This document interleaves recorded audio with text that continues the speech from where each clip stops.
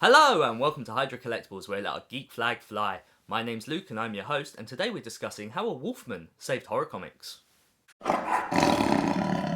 Before we get started, I'd like to encourage you to hit that subscribe button.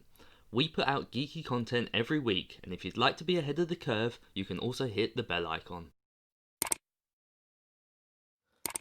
So, what do I mean when I say that horror comics were saved by a wolfman? Well, it all comes down to this book right here, House of Secrets number 83 by DC Comics. This book is a major key to any horror fan. Why do you ask? Well, this is the sort of book that you're not going to find on Key Collector. You're not going to really hear much about it. However, this book really did pave the way for modern horror as we know it today in the comic book world. And the reason for this is because this very book stood up against the Comics Code Authority. So, horror comics rose to fame during the 1940s to 1950s, with the most famous being EC Comics, which was, Tales from the Crypt, Vault of Horror, Haunt of Fear, etc. Unfortunately, a lot of parents were very fearful of these books, thinking that the images and the gore depicted within them would kind of have a negative impact or rub off on their children, leading them to do bad things as they grew up. We had something similar to this more recently with video games. When video games first started, there was a lot of concern from parents about the graphic violence depicted in them and how that could influence young minds. So, in came the Comics Code Authority, and this was a self-regulating service created by the comic book industry in order to ensure that these depictions of horror would not be seen by young children. However, unfortunately, this code was extremely limiting to writers, and so they had to get round these things in rather intriguing and fascinating ways.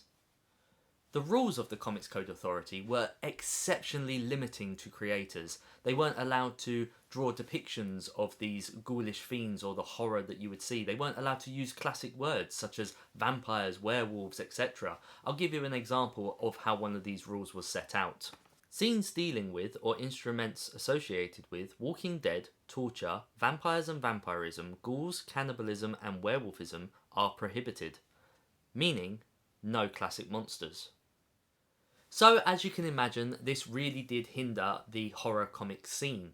These classic stories that were selling really well at the time were no longer to print anything to do with these monstrous formalities. They weren't allowed to draw these things, they weren't allowed to write about them. They were really put under pressure here to avoid all of that stuff.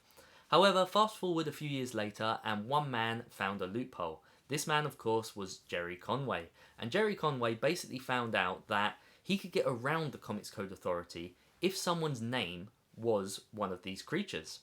And so he turned to fellow creator Marv Wolfman and basically put forward that he should be allowed to sign his work. And so that brings us back to this book right here, House of Secrets number 83. Basically, in this story, we have our host, our storyteller, saying to the reader that he is going to tell them a tale that he once heard from a wandering wolfman. Now, of course, a lot of people would have seen this and thought, oh my god, what are they doing? They can't possibly do this. This goes against the rules. However, it doesn't. Because immediately after that panel, we have a nice splash page showing the title of said story that he is about to tell you, with a little box signalling scripted by Marv Wolfman. And so the word Wolfman was once again allowed to be put into print, and they were allowed to use it purely based on it being the name of the person who had told the tale. And it's worth noting as well that this led to many other creators being allowed to sign their work. Forgetting the fact that their name wasn't Wolfman or anything similar, this led to a lot of artists and writers finally being able to get credit for the things that they had made. And that was a huge step moving forward in the comics industry. We would later get further pushes to the boundaries of the Comics Code, with Marvel just a few years later bringing in Morbius the living vampire. They weren't allowed to show depictions of the undead, however Morbius being living enabled them to create a whole new subgenre of the vampire race. Unfortunately, many horror comics did not survive this period in time, the most notable being EC Comics, which only lasted 5 years. However, we do have a lot to owe to DC and House of Secrets issue number 83, because without this book and without Jerry Conway and indeed Marv Wolfman, we would not have any of the horror comics that we now have today.